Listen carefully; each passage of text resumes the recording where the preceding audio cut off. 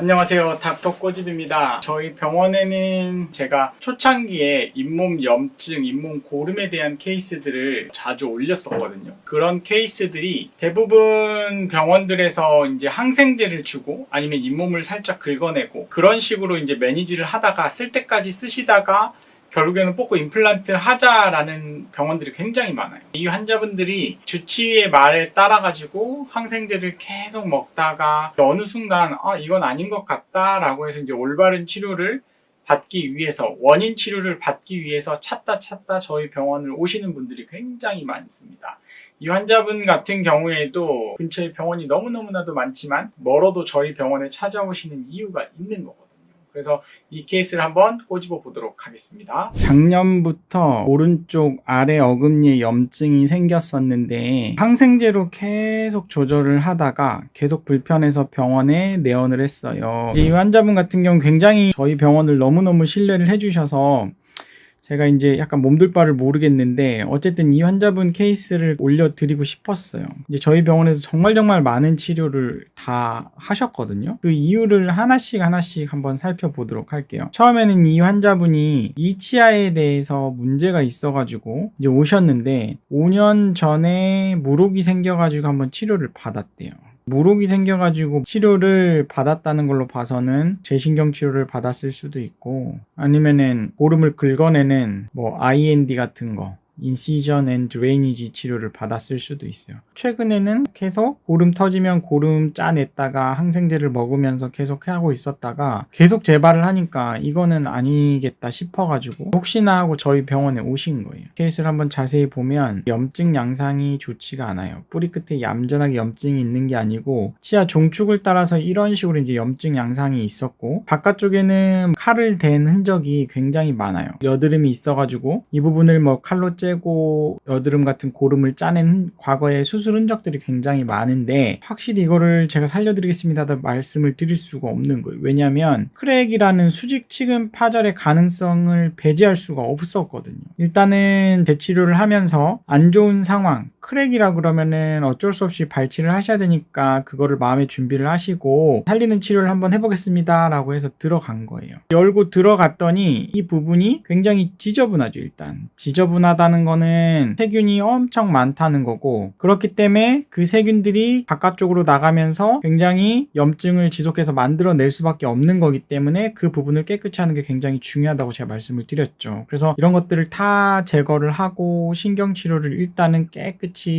해드렸어요. 그리고 중요한 건 이 환자분 같은 경우에는 신경관 그리고 중간 부위가 약간 이스무스로 연결이 돼 있었기 때문에 굉장히 어려운 케이스였고 이 이스무스도 되도록이면 제가 이쪽 부분까지 치료를 하려고 노력을 많이 했어요. 현미경상에서 보니까 이 부분에 크랙처럼 보이는 부분이 있어가지고 환자분께 이런 부분도 보여서 모르겠습니다. 일단은 레진 코어를 하고 임시치아 요거까지 해놓고 조금 경과를 보시고 크라운을 하시죠 라고 이제 말씀을 드리고 경과 관찰을 한 거죠. 그리고 이제 레진 코어를 일단은 해줘야지 다시 세균들이 못 들어가니까 경과 관찰을 임시치아 상태에서 해놓고 한 달 기다렸나? 한두 달을 아마 기다렸을 거예요. 그랬더니 이제 환자분이 염증도 없고 씹을 때 불편한 증상도 없다. 그래서 크라운을 씌우고 싶다라고 하셔서 일단 크라운을 씌워 드리는데 엑스레이가 계속해서 저는 마음에 걸리는 거예요. 크랙인 것 같은 느낌이 너무 강하게 있었는데 환자분 성향이 너무 좋으시니까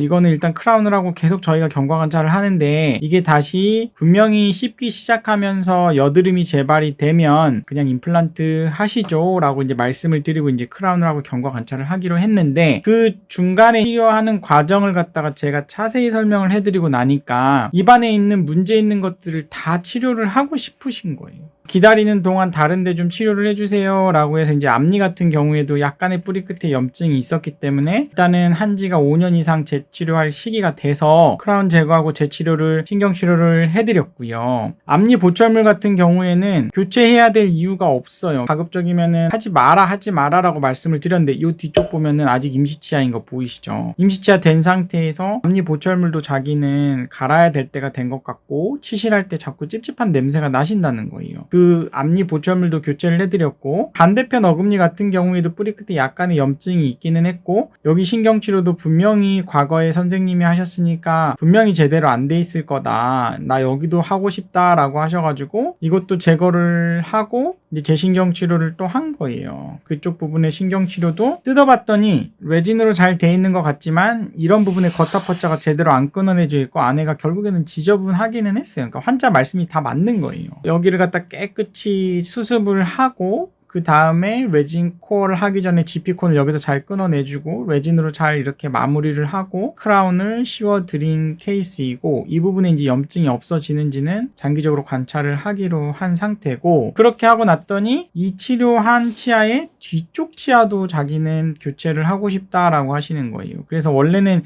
이 뒤쪽 치아는 커다란 염증이 있지도 않았고 엑스레이 상으로 나쁘지 않았거든요. 이 부분도 자꾸 해달라고 말씀을 하셔가지고 좀 아깝긴 한데 일단은 해보시죠 라고 하고 이제 이거를 제거를 했거든요. 레진 코어로 잘 돼 있는 것 같지만 아니나 다를까 뜯고 들어가니까 또 안에는 또 지저분해요. 그래서 그 부분을 이제 깨끗이 해드리고 다시 레진 코어로 잘 만들어 드렸는데, 이쪽 바깥쪽이 치아 부분이 너무 없어서 포스트를 하나 보강을 해가지고 이런 식으로 마무리를 해드렸거든요. 치아가 남은 부분이 없었다는 건 저도 크라운 뜯어내기 전에는 실은 예상을 못했던 부분이라 뽑게 될까봐 이제 걱정을 했는데 다행히도 포스트를 해가지고 잘 마무리를 해드린 케이스예요. 근데 그 와중에 시간이 지나서 보니까 이 부분이 점점 뼈가 생기고 있는 거예요. 감사하게. 그래서 이제 잘 지내시다가 또 앞니 같은 경우에도 이런 식으로 신경치료 안 된 건데 과거에 워낙 많은 치아가 삭제가 되어 있는 상황이어가지고 거의 다듬기만 해가지고 전치부 보철물도 교체를 해드렸고,